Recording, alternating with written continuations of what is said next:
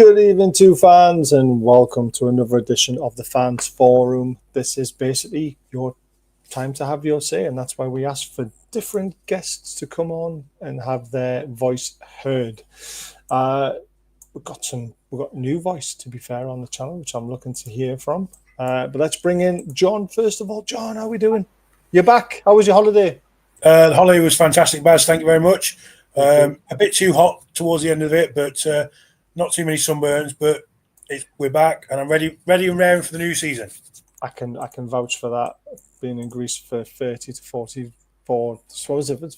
30 to 34 degree weather for 7 days. They just did my head in. No, when you're pale skinned like I am, you probably are as well. It's a bit. But you are looking a little red with the light. It's just the light. It's the light. Right, let's bring Andrew in because I know Andrew's a little bit nervous. It's his first time on. Welcome, Andrew. Hi, guys. Hi. So excited to be here tonight. Thanks, Baz. No, you're absolutely welcome. Thanks for messaging me and agreeing to come on. It's nice to have a new face to the Fans Forum. That's the ground I remember. Don't know if you can see it, but we can. A long time ago, that. To black and white. That's how old it is. Man. No comment. I'll get myself in trouble. Joey, great to have you back on. How are you doing? Yeah, I'm not too bad. You guys all right? Yeah. Yeah, fine, thanks. It's been a long day at work. How's Charles over in Holland? Yeah, all right. All good. Good to see you. All good. You just walked past the red light district to get to your house again? Yeah. I just look at the road. Look at the road. He's been window shopping. Right. We've obviously got a few topics to talk about tonight. Obviously, the season kicks off on Saturday. Before we start, Baz. Yeah, go on. It's happy birthday to War Alan Shearer.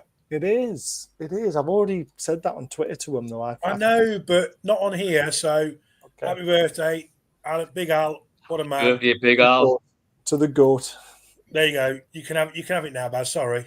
You're all right. We've got plenty of topics. First of all, though, because I did forget about this, is we did a great show last night over on the Mancunian Way, the Oil Brothers. The next episode will be on this channel when we work out when that will be.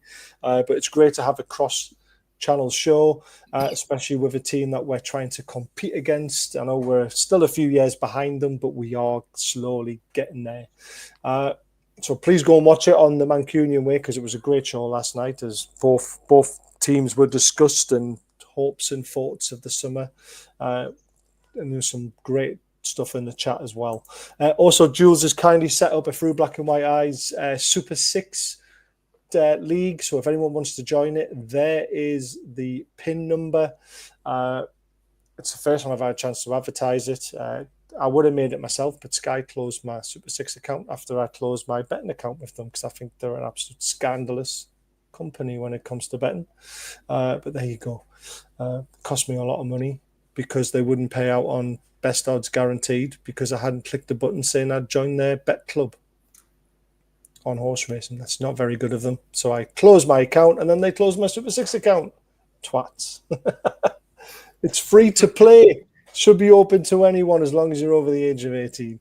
But yes, please get involved with it. I am going to get involved probably through my missus' account or something like that. So I will be in it. But it's free to join, free to play. And we might put a prize in by the end of it. We'll see. But it depends how many people join and how many people enjoy it. Sparky's decided to turn up late.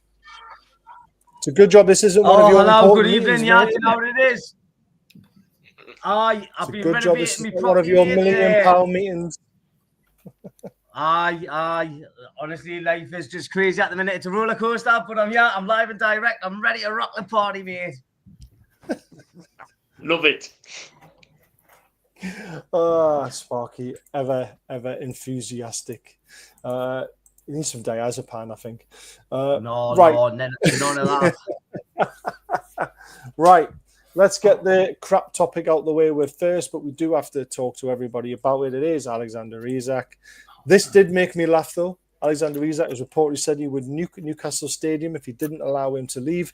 Donald Trump is said to have started peace talks. As much as I hate the situation, that did make me giggle. So I'm going to ask you guys, agree or disagree. Alexander Isak has played his last game for Newcastle United. I think. We do have a no. Anyone else agree or disagree? Joey? I would agree. I think. Yeah. Why? We'll start with yourself. I mean, the whole situation has been an absolute disaster with him, to be fair. Yes. Granted, yes, the promise of the new contract was broken, and anyone would be mad with it. Like, if they were promised a contract and then it was, then they'd done a U-turn and said no, anyone would be mad. But it's not the fact that he said he wants to consider his options elsewhere. It's how he's gone about it. That's really done my nutting, as well as I'm getting every other Newcastle fan as well. Yeah. It's that I've got no trust in him at all. I've lost everything I had for him. That was good. As far as I'm concerned, now we've had 10 brilliant players who've won the Carabao Cup. And Isak, as far as I'm concerned, he's now made himself a villain with the way he has actually conducted himself throughout the whole of this thing.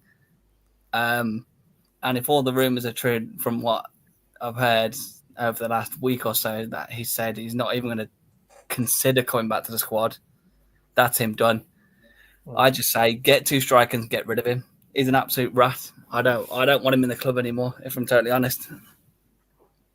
When did he sign his last contract? When he signed for the club, it was a 6-year contract. Joey is right. We have heard rumours of apparently Stavely had a new contract potentially lined up for him with a bumper pay. And then when Mitchell came in, he said no, because he had 3 years left on his current contract, so there was no point in putting more money into him.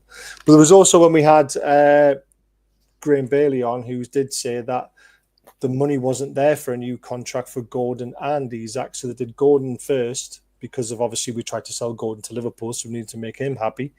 And that's why Isak missed out. So it's all very interesting. But again, you are right, Joey. He has gone completely the wrong way about it. Andrew, you said no, though. Why do you think he's still got a future? I've said no, guys. Not for the sake that I have respect for the guy. Quite the opposite. It's just in Eddie I trust. And I just think Eddie somewhere down there. And let's face it, the whole world and his brother can't stand Isak at the minute. But like, I feel for Eddie. And I just think maybe he'll stay this transfer window. I hope he plays. I want to see him play against Liverpool.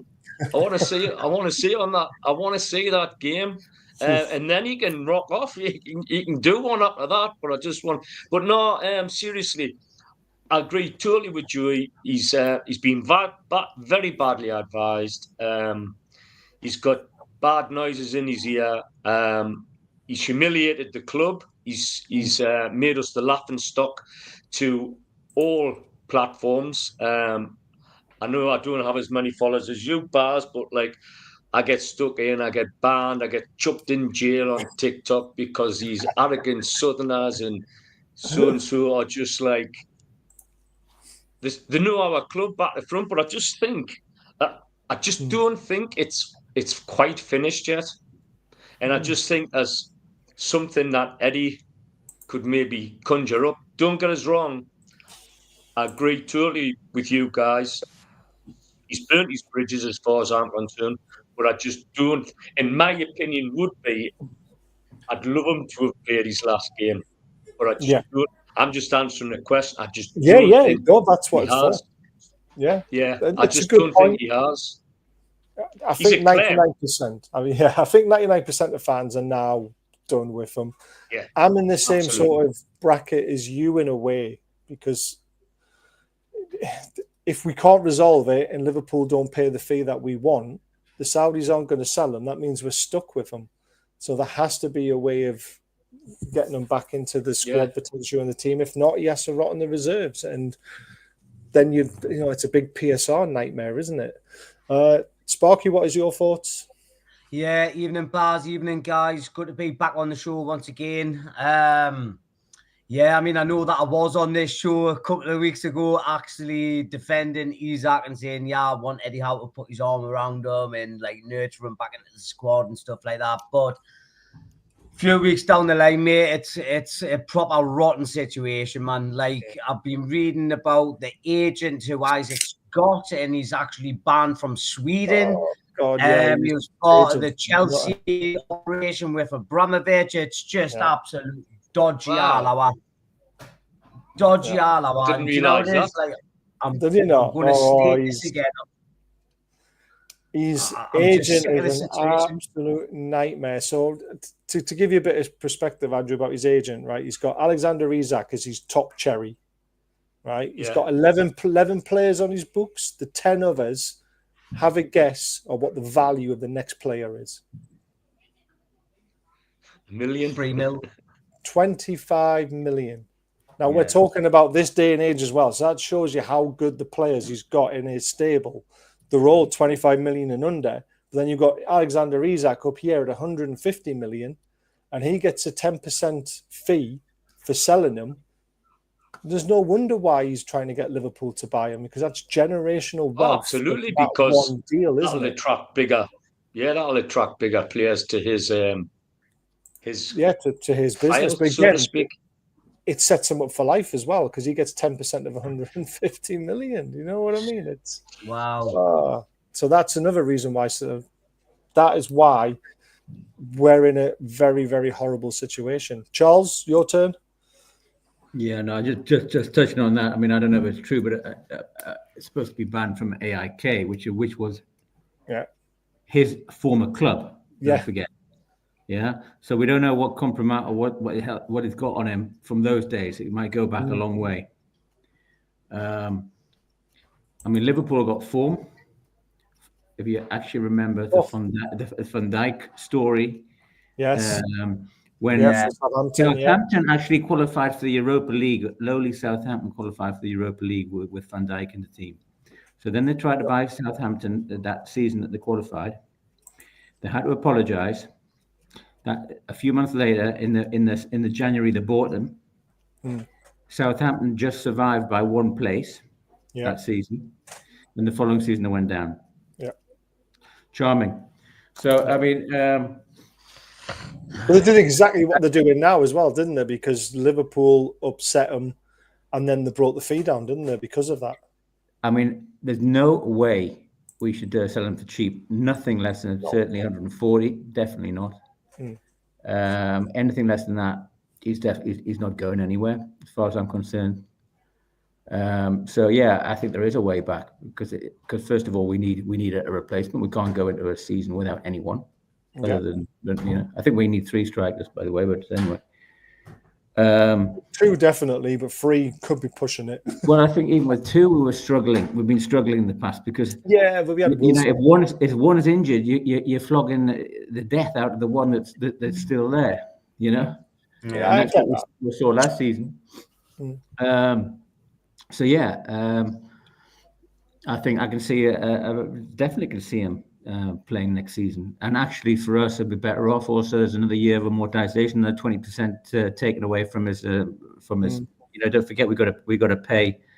34 million we still owe them, and then 10% on everything over 17 million or something like that. Yeah, well, certainly from an accounting perspective, we've with like 60% we've amortized. So it would be 80%. We've got to pay something to Real Sociedad. But I just don't understand, and it's why there's not much more spoken about Real Sociedad's role in this whole thing. I mean, this is a team that gains 10% of the sell-on. Yeah. And they went off to Real Sociedad. We should be suing them. We should be lawyering up Newcastle United and going after them so that they don't receive a penny of that sell-on clause. Because they've engineered this. They took him on, and he was training at their site. So that's true. Yeah, sorry, I could get passionate. I could speak for the whole hour on this. So that's a tough one, that one. Yeah, John. I think the whole situation is a mess, granted, we've not made the mess. He's made the mess. We've said from the start, he's open to, when he said he wants to explore other options, fine. We said, okay, but that's the price. Liverpool have come in below and he's tried to manoeuvre it. I mean, you put that one earlier, Baz, about wants to nuclear bomb St. James's Park or whatever it was. I saw one earlier that says he's taken out an injunction order, so he's not allowed within 100 yards of Eddie Howe, Yes. Do you know what? The guy's done it. As far as I'm concerned, he's under contract. You play. You be part of the squad. If you want to go, we're open to it. We've not said no. We haven't said no. I suppose we have. We said he's not for sale, but we have said 150 million as well. So, okay, there's a bit of both there. We said 150 million. They've come in 110. That's not what we said. You want to go, it's 150 million, and we'll let you go. We'll talk about it. That's fine. We'll pack your bags for you. Yeah, but you're under contract. You play, or you rot in the reserves. And it's a World Cup year. He's playing for Sweden. I'd love to see him get. Well, he will get in the Swedish side because he can get in the Swedish side playing at my local team. But he's created this himself, and he's become a toxic, disturbing feature. He's become like a Joey Barton kind of feature, but Joey Barton used to do it on the pitch and put people against himself on the pitch with his attitude. Joey's done it, and everybody's slating, saying, "Oh, no wonder no one," because obviously everybody's saying, "Oh, we've lost out on Sesko, Gueye, all these other players," which we haven't lost out on, by the way. We just showed an interest. We didn't actually put a bid in, but they're saying, "No wonder Newcastle will, because he's holding to ransom." No, we have the contract. He has the contract with us, so therefore we're in the driving seat. He wants to go. It's 150 million. Then you can go talk. If it isn't that, then jog on. You're still playing for us. If you're not going to play for us, get in the reserves, get in the under-21s. You're training on your own. Jog on, son. I'm going to shut up because I'll get quite mad. No, it's fine. That tweet was funny about the injunction, because then when you think about it, how would that even work? Because if he was playing for Liverpool and he came to St. James's Park, he wouldn't be allowed to be within 100 metres of him, which means he couldn't get on the pitch, could he? Exactly. Stupid. And I think it was Andrew. Yes, I'd love to see him play against Liverpool. I would, I'd love to and score a hat trick. I wouldn't, because he wouldn't. I wouldn't. He wouldn't. But he wouldn't know. He'd just sit there and he'd wander around the pitch. That's all he's going to do. I think he's dead wood. He's done and dusted. Get him out of the club as soon as we can. But at the right price, not just for any price. We said 150 million. That should be good for us, yeah. We said 150 million. I'd probably should be the right price for the right country as well. I'd jog him on. I'd jog him on somewhere like Barcelona. Say, do you want him? Because Barcelona is supposed to be selling somebody. I think you put it earlier, Baz. I did, yeah. So apparently Saudi Arabia are looking to buy Lewandowski for 100 million, which is an absolute ridiculous fee for how old he is. But if they're getting 100 million for Lewandowski, I basically said, offer them Isak. Barcelona, here's your new striker, and take 120. Take a cut on him. I'd even take 100 million. Get him out. He's not in our country. Can't do us damage apart from possibly CL. But that's luck of the draw. Get him out. Done. Yeah, I agree. So I went to the shops and tried to find a Coke bottle with for Isak, but couldn't find it.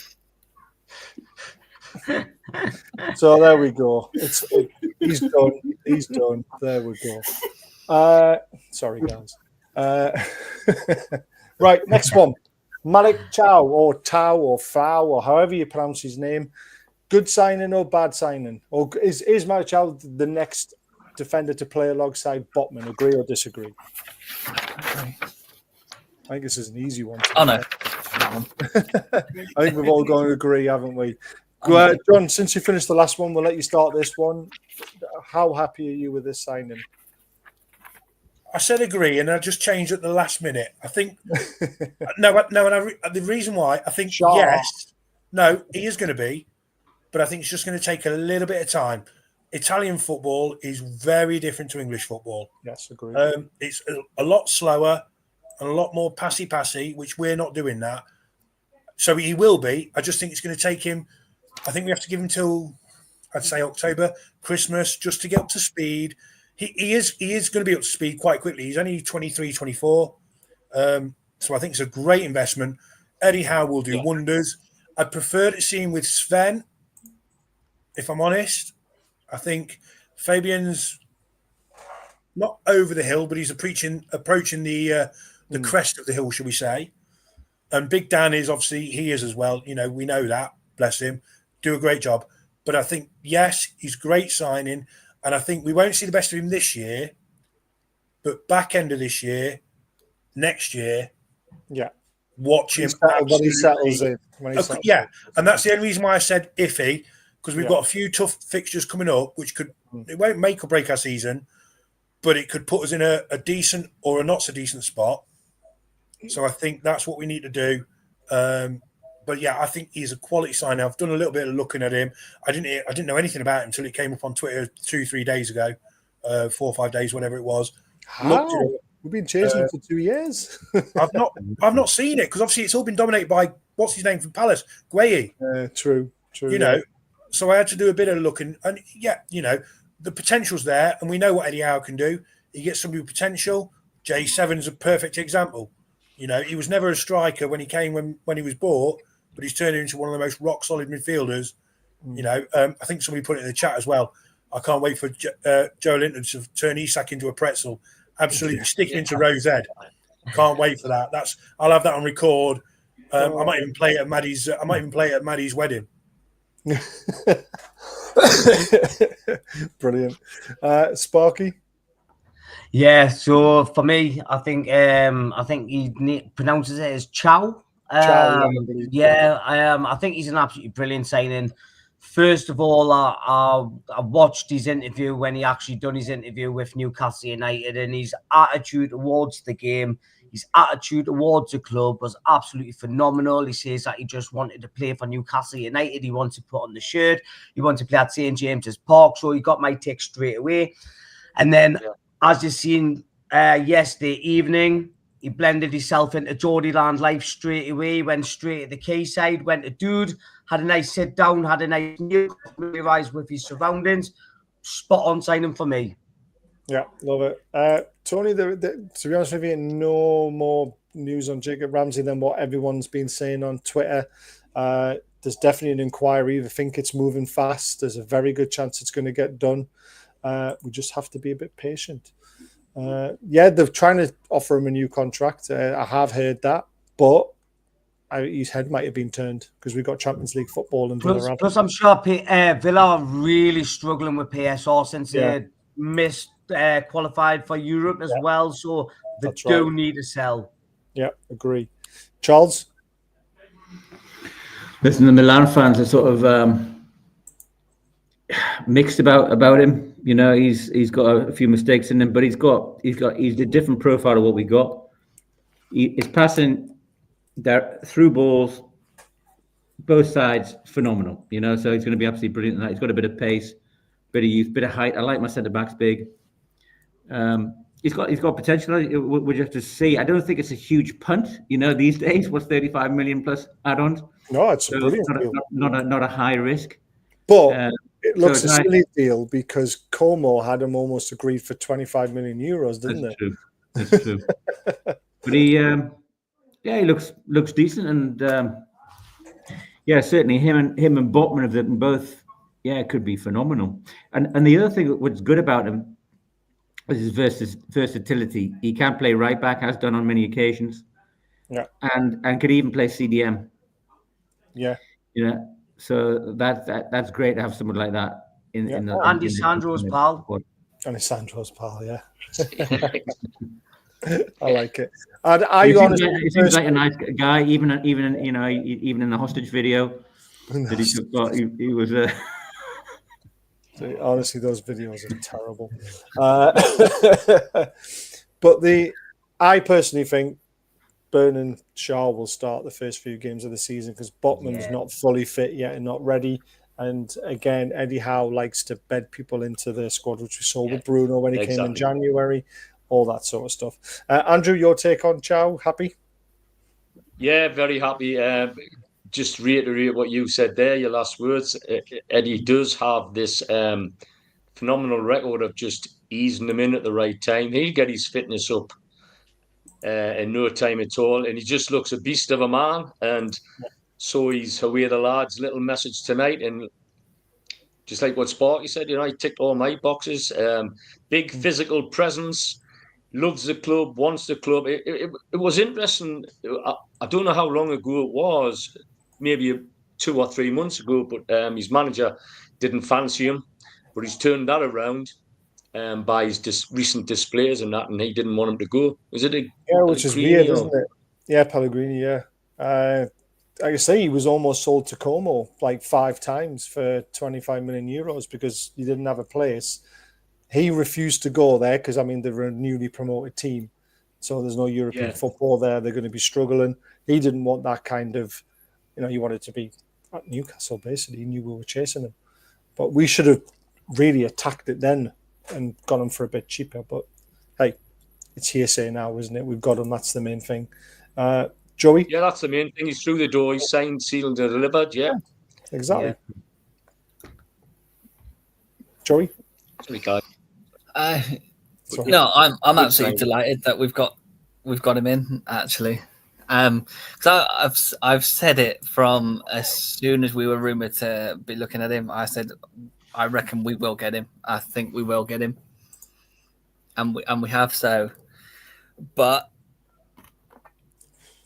on top of that, my Italian team that I follow and support is Milan. So I knew a fair bit about him before anyway. Wow. But Newcastle obviously be my first club over anyone else. But I do follow Milan as well. So I kind of knew how good he was anyway. And as has been said already, it's going to take him time to get used to how Eddie plays. But I think he should be fine. I mean, seeing him in the Champions League over the highlights that I managed to see and catch up on, he looks incredible when we played him at the San Siro. Fuck, Spurs are beating PSG. Sorry. I think he could do really well for us. Back to the show. I'm shocked. Yeah, Spurs are 1-0 up. Unbelievable. There's nothing wrong with... They need Isak. They need Isak, don't they? There's nothing wrong with Chow's fitness. It's absolutely fine. It's the way, what I mean by getting them up to speed is getting them up to Eddie Howe's speed with tactics, and integrating them into the team, and also being Newcastle United fit, which is, we know, is very different to being an Everton fit or a Southampton fit, because those players, even a Chelsea fit, when Hall came, he was blown out his backside a lot until he got up to speed with how things were done. Yeah, right. So yeah, an Eddie Howe fit is a very different fit to most clubs. Actually, it's a good point, but made by someone in Northern Golfer. He's an upgrade on Gay, and I think so. I don't like the fact Gay looks not very imposing, tall. I don't like that in my centre backs, because if you have somebody like Gay, you need a tall person alongside them all the time. Yeah. So I'm much happier having somebody like him. Yeah, I mean, we've got some beasts of players when you think about it. You've got him, you've got Dan Burn, you've got Shaw's no slouch either. Then you've got Joe Linton. We've got some. Lascelles is tall as well. Miley's starting to sprout up. Oh, Jesus Christ, he's a big lad as well. He's 6'4", isn't he, or something like that? Yeah. Miley? Wow. Yeah.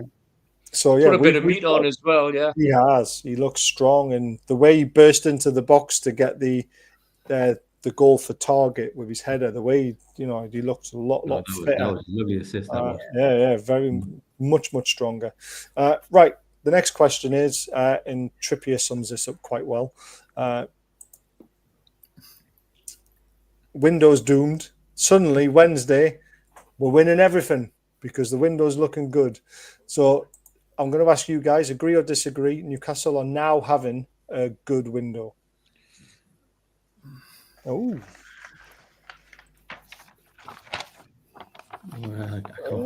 Okay, we've got one yes. We've got 3 disagrees. Joey? Disagree. Oh, wow. 4 disagrees and one agree. Go on then, Andrew. You're on your own again. Yeah, well, there we go. That's the story of my life. I live alone. No, I just think things are warming up. Things are definitely warming up because the Mad Hatters, the background noise is dying down. There was very little on Isak today. There's very little on social media. One thing I'm interested to ask as well. I'm sorry, Baz, but like, go on. why have only Liverpool come in for Isak? That's a very good question. Sorry, it's just That's a good point. exactly. But Spurs, and I would never Spurs piss off. are I would never piss off Saudis. Sorry. Spurs Spurs are supposed to be preparing a bid. How true that is, I don't know. Yeah, why would he go to okay. Spurs? I have no idea, but there we go. Well, I'm just sorry, Baz. Go on, Andrew. I'm just saying why I think we're having a good one. I just think if we get Ramsey in, fantastic business. And Kudus, he would be brilliant. Wissa, if we get Wissa in, yeah, I just think. And I know we're pinning my hopes on, but I can see the Wissa happen. I can also see the Ramsey happen in the way I was led to believe on reports tonight. So with that and Ramsdale and Elanga, yeah, I think that's a pretty good window. Yeah. Apart from the Moon and Mini that we've still got, like, but you know, I just think so far, yeah, I think there may well be a surprise signing as well that nobody. Well, Ramsey for that was or even forgot about. Yeah. I mean, Tony answers the question very well for you here. Lots of money would only move for a few elite clubs. So if you think about the elite clubs now who would be interested in Isak, you've got Bayern Munich who've got Harry Kane. You've got PSG who have got a great front line. You've got Barcelona who've got Lewandowski. You've got Real Madrid who have got Mbappe. Then you're looking at other clubs who else could afford them. There really isn't. There's only Liverpool who apparently can.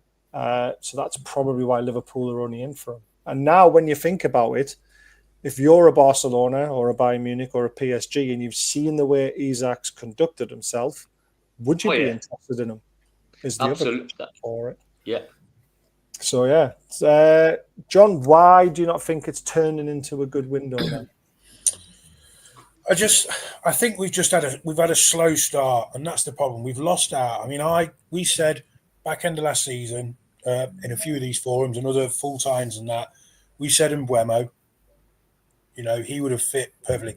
Yes, we've got Elanga, which kind of replaces that. I get that, but we missed out. I think we had a great shout at Delap.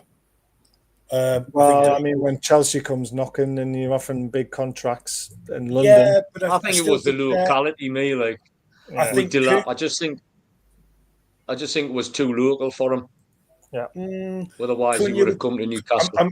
I'm really disappointed with the Sesko, and I put on X definitely. You know, I put on X like I get it's Man United, and it's I suppose the prestige. They are probably the most successful English club, and it's Man United, but there's only so much you can live in the past, and they are really in a case of rebuilding.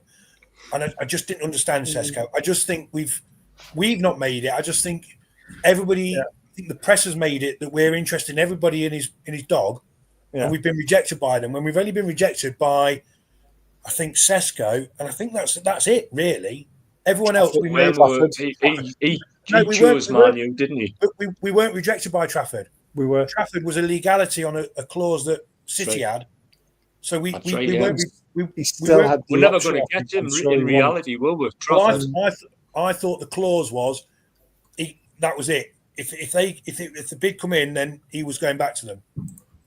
I think if the bid came in, it would be lower because of the 20% sell-on fee is how I thought I read it. I could be wrong. I don't know, but anyway, so 2 maximum. Whereas the press is saying that we've had 10. I just think we've come out really bad of it this year, and Pedro rejected us. Yeah, so 3, and I think now we're looking at everybody that we buy.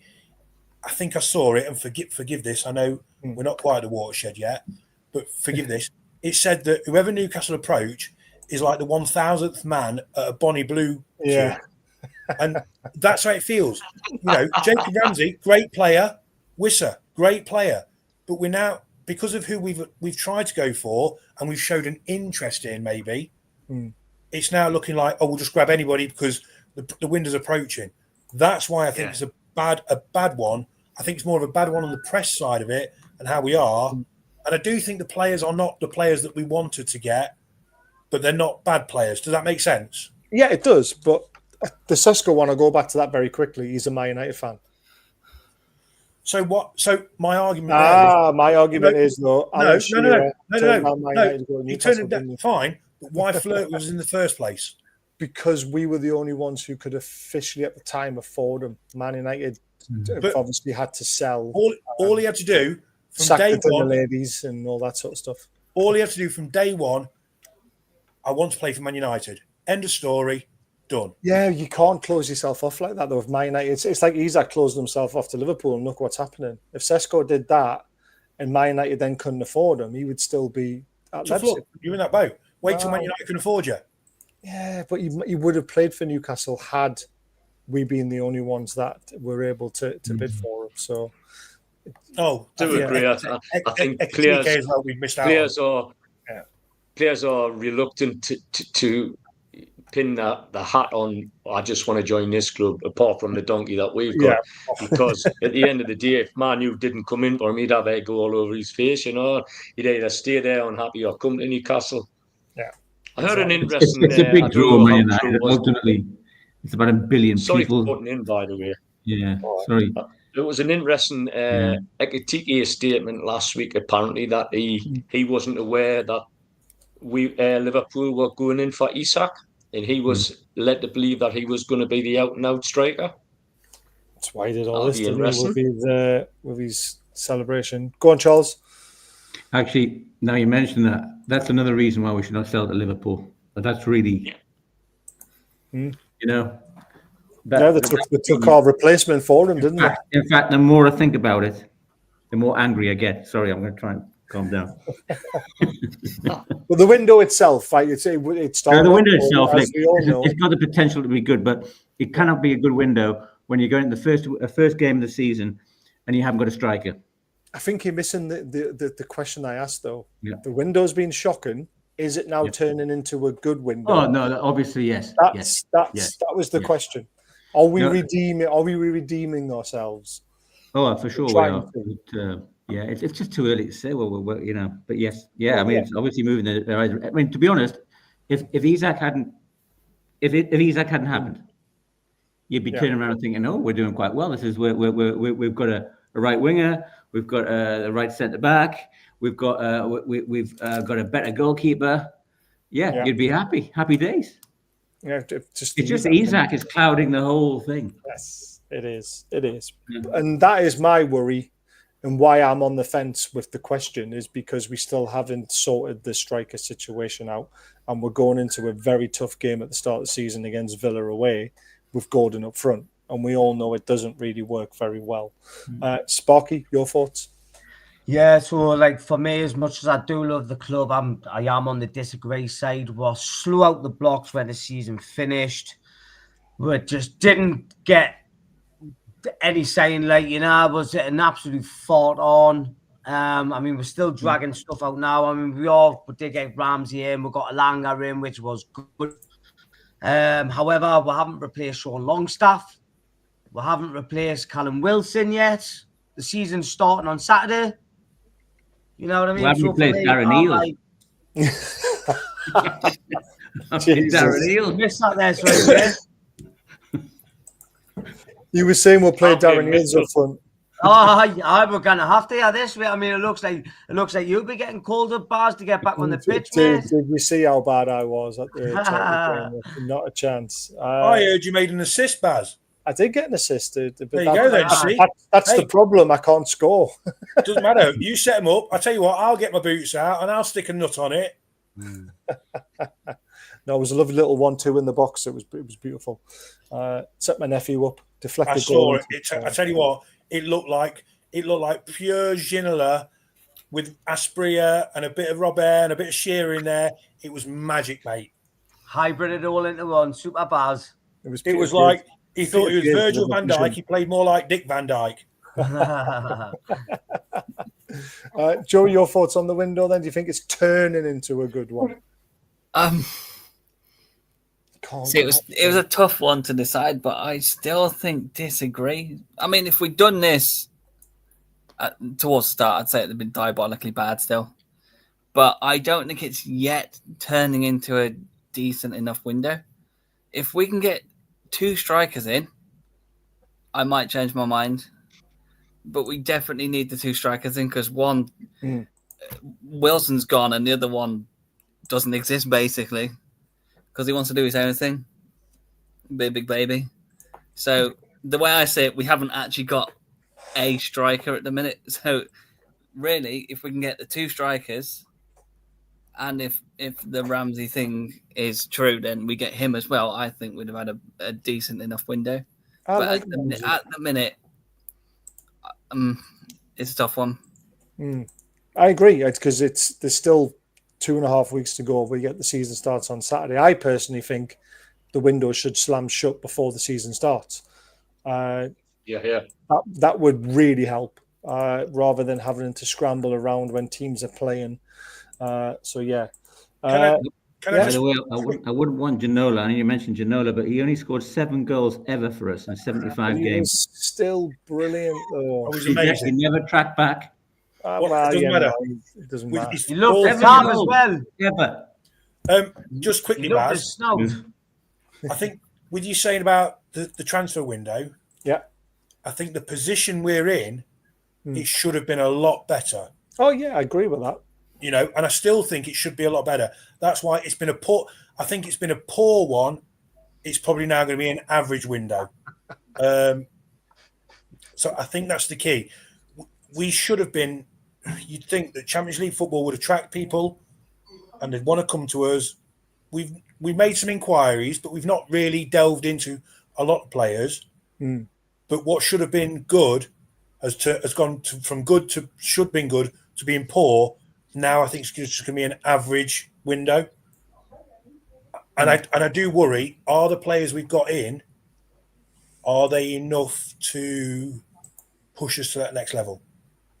I think if you want me to answer that question very quickly, it was rhetorical, but yes, please. Yeah, I think the players that we're getting in. Yeah, I mean the players that they've replaced, the players are better. They're an upgrade. Because Alanga's an upgrade on Miggy, Ramsey's an upgrade on Longstaff, Ramsdale is an upgrade on Dubravka potentially. I think he actually is, and Thiaw's an upgrade on Lascelles and everyone who's potentially there at the moment. So the players are better, but are they going to take us to that next level we're talking about? No, I think they will help us potentially stay between 5th and 6th. The push on for the next level is the players that we were going after and obviously didn't get, the Sescos, them kind of players. But Eddie Howe, we know what he's like. He absolutely nails very good players into better players. We've seen it. We've seen him do it. We saw him do it with Isak, who was a very good player when he came. He's now 2nd, 3rd best striker in the world. And yes, I know he's a dickhead, but the facts are right in front of us. Isak has doubled his value since Eddie Howe got a hold of him. And that's the reason why. So, Ginola was quality. And it was different football back then, wasn't it? I think those extra transfers messed up the window because Eddie and the club have had to change the transfer plans. Yeah, exactly. Thanks, Les. Yeah, that was... Yeah. I loved doing the show last night. I don't know if you guys got a chance to watch it, but I actually had a chance to sit and not be a host for a change, and it was actually really nice and talk football. Is Ramsey a starter rotation player? Rotation because he's not taking Joelinton's spot straight away, but he is definitely an upgrade on Willock and on Longstaff. So that's the way I see it personally. Right, next question, because... The feeling amongst Newcastle fans when a poll was done is that it is rock bottom. The expectations, or the optimistic to the pessimistic, is absolutely crazy compared to the season we've just had. Winning our first trophy in 70 years, qualifying for Champions League football again. Our fans are just, because of what's going on, are just right down at the very bottom. Do you, Joey, first of all, do you agree with this table that we should be below the likes of Wolves and West Ham and Fulham and Brentford and Bournemouth, who have lost lots of players, are we being a little bit too harsh on the current squad that we have? Is basically, I mean, we're not going to be relegation candidates, are we? I know we're not going to be top 4 candidates now unless the transfer window becomes very fruitful near the end of it. But do you think we're being a bit harsh in reality when it comes to this table? In all fairness, as much as I love the club, and I always will, I think that's 100% fair. In fact, I'm surprised it's not more than 81% pessimistic. Really? And the reason is, it comes back to the absolute rat that is Isak.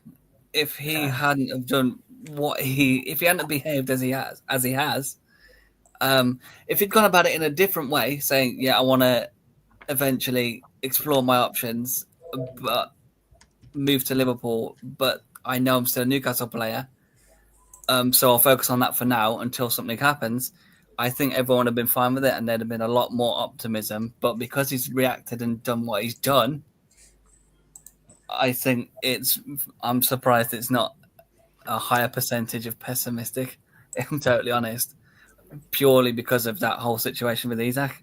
I find that crazy, though. Am I the only one? Sparky, I think you said you were scratching your head at this.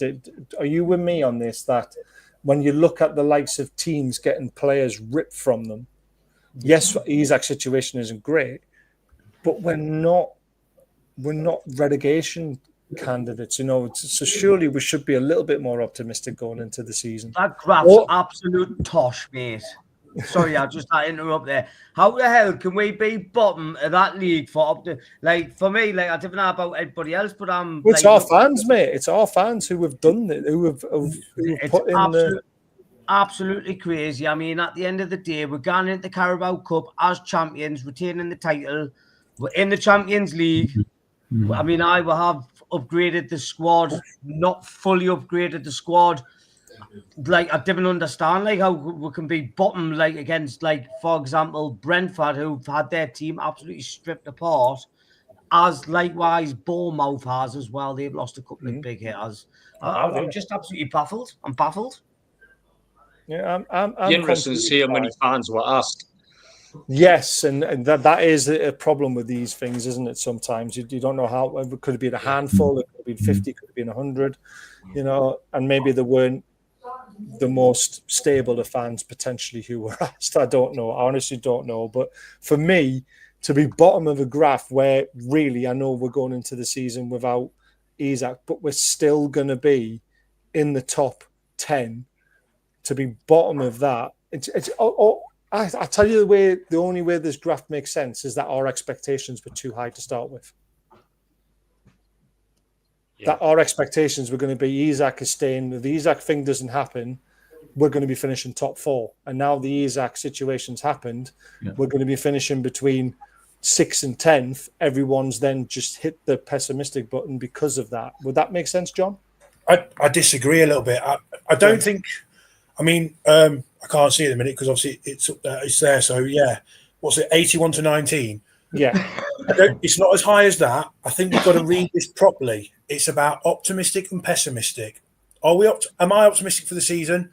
No, I'm not. But I'm not 20% failing, 8%. It's not about relegation. That's not what the graph's saying. Yeah. It's pessimistic. I think, yes, we've recruited, and we just said we've recruited better than we've lost out. But we're going into a Champions League tournament with essentially, bar one, probably 1-2, we're going in with the same amount of players as we had at the back end of last season. And we are wanting to move on that stage. So I think with everything, I think that's why we're pessimistic. We haven't added, we've only replaced generally. Yes, we've replaced with better, but we haven't added. And that's the key. 2 years ago when we was in the Champions League, we were torn apart because we didn't have the depth of the squad. And I think that's why people are pessimistic. I would put us probably around that Brentford area, maybe it's the Burnleys, that's sort of in the 50% optimistic, slightly more optimistic probably. We won't be up there with Chelsea, but we shouldn't be at the bottom, granted, I get that, but we've got to look at it as it says. It's about optimism, pessimism. We've replaced players, we haven't added to the squad, and we've got another tournament that we're going to have to deal with. And we did this 2 years ago, and look where it got us. We were struggling with the injuries and everything like that. I'm hoping, and again, it comes down to all the semantics, how many people were asked, etc.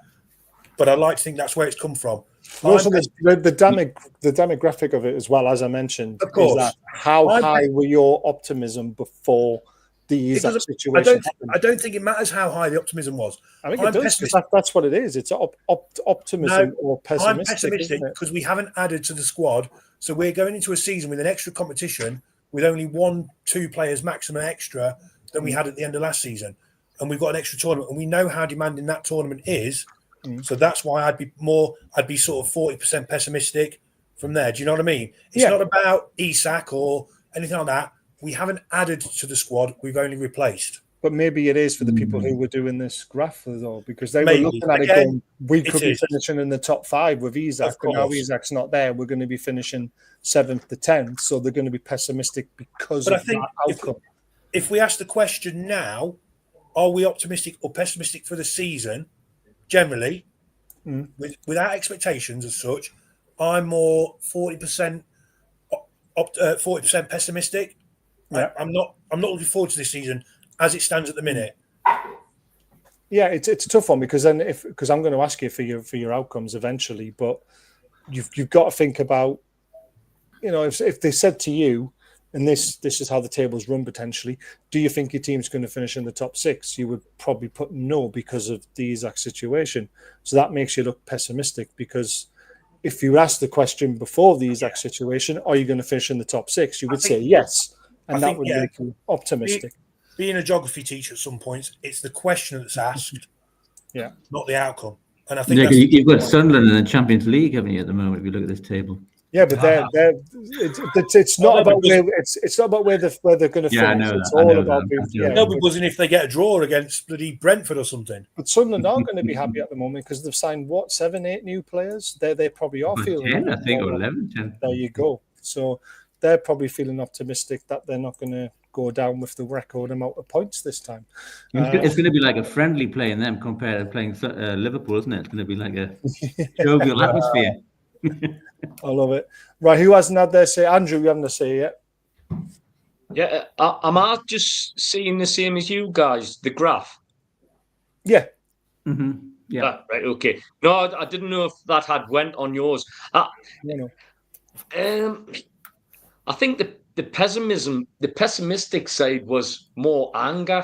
I think if you had to put, are you angry about the team or, sorry guys, if you're angry about the team, yes, 81%, yes, angry because of what this dickhead's done. Pessimism is the state of mind, and I'm never pessimistic about Newcastle United. Yes, we'll have the history to show that we should be, but I just think under this new Eddie, we've pulled off some miraculous results, and I don't see this season being too different from last season. Maybe a place or two lower, but I'm optimistic. I always am. I've got to be, and it's my mental health.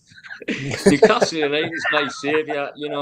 I'm optimistic. I wouldn't have chose the word pessimistic. I would have chose something more like anger, because I think the anger is now, sadness, and I think the sadness is now turned to anger. Yeah. The more this guy comes out with these revelations, but I'm optimistic, and I would see us in that table. I would see we would be about 10th, 9th. Yeah, that's a fair shout, to be fair. But again, it all depends on how the questions were asked and how you were rating. And we're not the players, always. So yeah, exactly. I mean, without seeing the questions, it's very hard to understand the table sometimes, and that's why it makes it look a little bit stupid. It's going to be so interesting to see how tight the players are with this Isak situation, because I think it'll have rubbed up a lot of them and there'll be a togetherness, like something. I think they've. Yeah. I mean, I don't know if you saw the Joe Linton interview, which was about 2 days ago after one of the games. And he was asked the question. He was asked the question. Newcastle need a striker. Could we see you as an emergency number 9 in the start of the game? And he just shrugged it off and said, "No, we've got the best striker and one of the best strikers in the world at our football club. So why would I need to play up front?" So the way they're answering the questions is very strange to me because listen, we drew with Tottenham and then are 2-0 up, about to win the Super Cup. Yeah, I know. And that make us one of the best teams in Europe. PSG looking a bit Spursy. Brilliant, well said. Funny old game, football. It's a funny old game. Well, I mean, PSG are probably, I mean, they've been on holiday. It's probably a warm-up game for them where Spurs have done the lot. They're desperate for Isak for 180 million.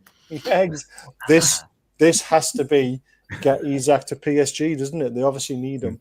I heard a story to say that if Rodrigo goes to Man City, Real are going to be in for Isak. I would never ever dream of upsetting the Middle East owners because he's a very brave man for upsetting them guys because there'll only be one winner. And I honestly don't think he'll be. If he's sold, it won't be in the Premier League. It will not be. No, It'll be who they decide. Right, these guys will not want to lose face at all. Yeah, and when I was speaking to Martin last night on his channel, obviously his dad used to play for Man City, by the way, to give you a bit of background. He obviously knows a few people within the game. Rodrigo is definitely a huge chance to go to City. It's not just a rumour. It's very, very big chance. And also that goalkeeper from PSG as well. He's on his way to Man City. Yeah, you've got to feel sorry for Trafford, haven't you? That's a funny one, his favourite film is Goal. Yeah. I love it. Right, I'm going to ask you your prediction for the season now. Now, I know it's difficult to do it because there is still 2.5 weeks left of the window to go. But if you were to, I'm going to give you, I want 2 predictions from you. I want a prediction that we don't sign the players we think we're going to sign. And then a prediction if we sign the players that we think we're going to sign. So let's just say we get Wissa in and we get a striker like Samu or Jackson or Hoyland in. And I know Hoyland's a bit of a weird one, but he could be a very good player for us. 2, the prediction of getting no striker in. And we're stuck to having to try and integrate Isak back into the squad. John, first of all, where do you think we'll finish for both of them? If we don't sign the players, I think we end up between 9th and 12th. Yeah. If we do, I reckon between 6 and 9. And the reason for that is if we don't sign them, we are at the same as we were 2 years ago, as I said. Plus maybe worse. 1, 2 other, maybe worse, maybe it's a little bit better in terms of quality. So I think it's going to be tough to do. Yeah. If we don't sign them, if we do, then we've got an extra 2 or 3 players. Maybe we can rotate. It might be a little bit easier to rotate things. So that might just see us that little bit better. I don't see us being above 6 at all this season. I think the toll of the Champions League is gonna take its toll, the demand of it. No matter what group we're in, I know it was a group of death last time. We can have a group of easy peasies this time, as such. But there isn't anyone in the Champions League. I just think that's where we're going to be. Right, well, that's fair play, Andrew. And I think we either, if we don't keep Carabao, we win the FA. Ooh, okay. Okay, cool. Yeah, if we sign the players we expect to sign, I would say top 6. If we don't, and like what John's just said there with the tool of the Champions League, I would say the lowest would be 8th. I just want to answer this one very quickly. Tony, yes, there are no groups, but there are groups within the big table. So all the teams are in one big table, but you only play 5 of the teams in that big table. So there are still groups because we can't be paired against other English clubs, like Italian teams can't be paired against other Italian teams, and so on and so on. So we will be grouped to 5 fixtures, but the outcome of those 5 fixtures will be the outcome of everyone's fixtures. That's how the Champions League works now. It's a little bit confusing, but there we go. How did PSG win 5-0 in the Champions League final? Because they were frigging unbelievable in that Champions League final. Andrew, I do agree with what you said, by the way. You're absolutely welcome. Right, Joey, your predictions. I would probably have to agree with what has already been said. We will struggle if we don't sign the players to hold up the Champions League and the 2 cups plus the Premier League. But saying that, I think it'd probably be like 9th or 10th at worst. It's not what I want to say, but I think that's what might happen. Yeah. If we do sign the likes of Wissa and Ramsey and another striker, I could see us between 5th and 7th at best. It's a good shout. I can't see Champions League football again. That all depends. If you say minute. we're going to finish at the minute, yes, but if we At finish the minute. 5th, I think there'll be a good chance that 5th will be Champions League football again.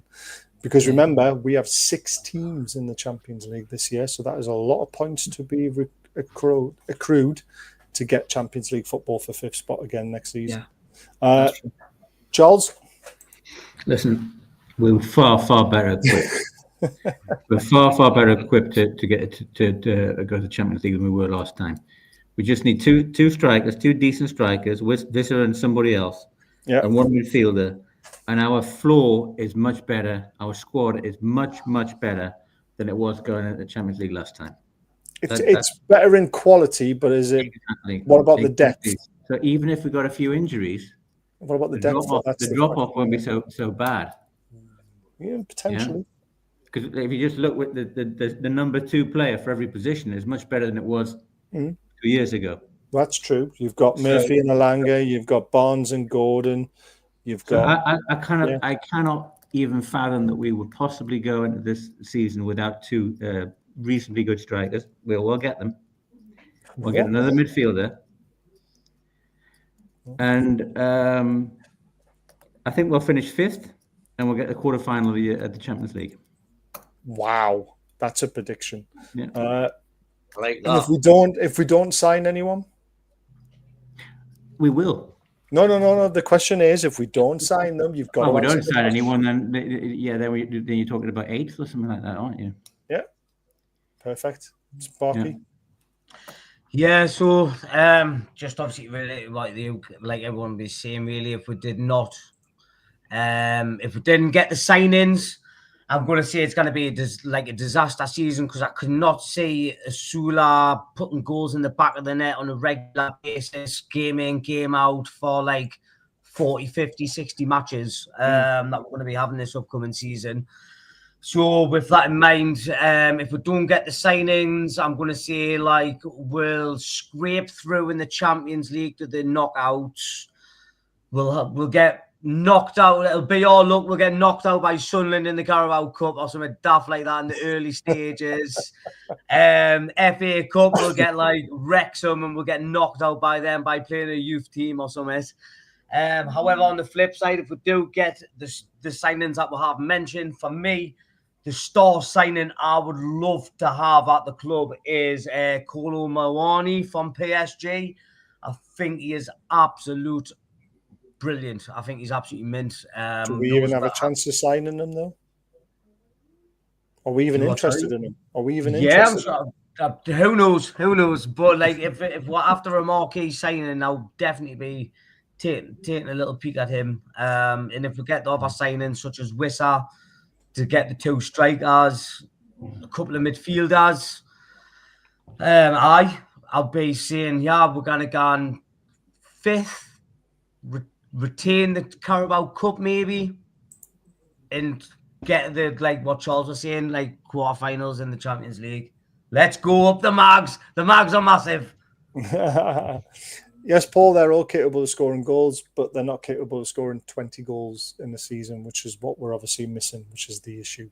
which is where Wissa comes in and also another striker. Don't forget, Wissa scored 19 non-Premier League and non-penalty goals last season for Brentford. Imagine what he could do for Newcastle.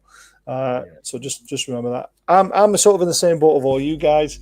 I think fifth will be Champions League football next season like it was this season.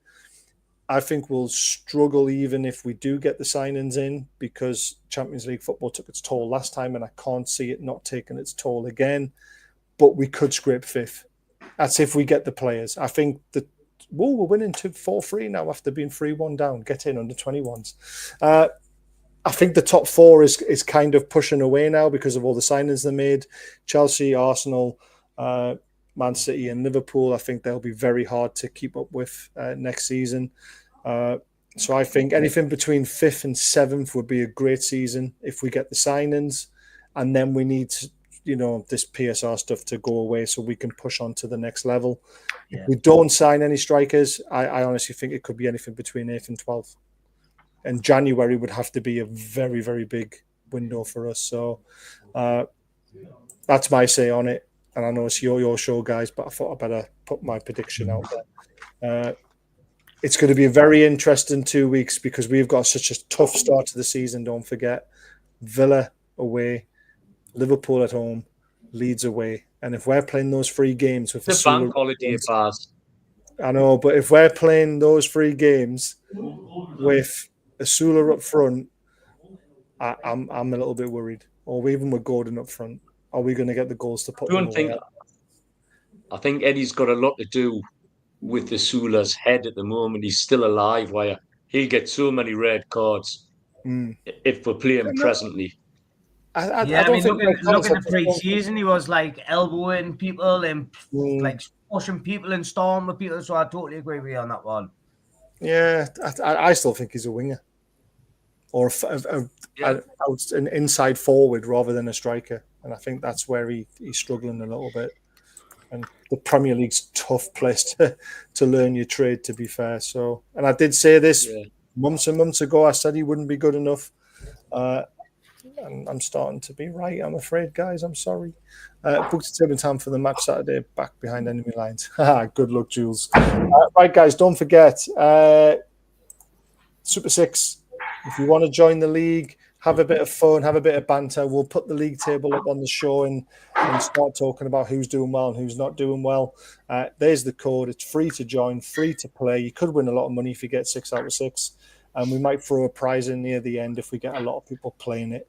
I just want to say thank you to everyone in the chat. You've been absolutely amazing, keeping everything going and asking us questions and diffusing situations. To you guys all on the screen, been absolutely amazing. John, Andrew, great debut. Well done, mate. Joey, as always. Thanks so much, Baz. Charles as well. No, you're welcome. Sparky, brilliant as always as well. So thank you very much for this. Not sure when the next one will be because next week's a very, very busy week for me. So we'll have to see if anybody do a Friday special. Do a Friday special. Can't. I'm on night shift Monday night, Tuesday night, Thursday night, Friday night. So my only spare night is Wednesday night, and we're doing the Oil Brothers. So the Oil Brothers will be on Wednesday night. Me and Martin talking pure football between both channels. So come and watch that on Wednesday. But there'll be other things, but it won't be me hosting. It'll probably be Superfan Dan. So, but we love Superfan Dan. I know, but he's flying back as well, and there's jet lag and all this sort of stuff. So it might be a bit of a slow week for us next week. We are back on Friday night though for the look ahead, and we've got Sean, the Villa fan, coming on to talk about obviously him probably pounding the crap out of us on Saturday. Sorry, Andrew, I know you're optimistic. I'm not. And then on Saturday night, we'll be discussing the result. So tune in for that. And then Wednesday next week, like I said, there will be the Old Brothers. But from me tonight and for you guys on the panel, thank you so much for taking time out to do this. And we'll see you on Friday night. Thanks, guys. As always, guys. Cheers.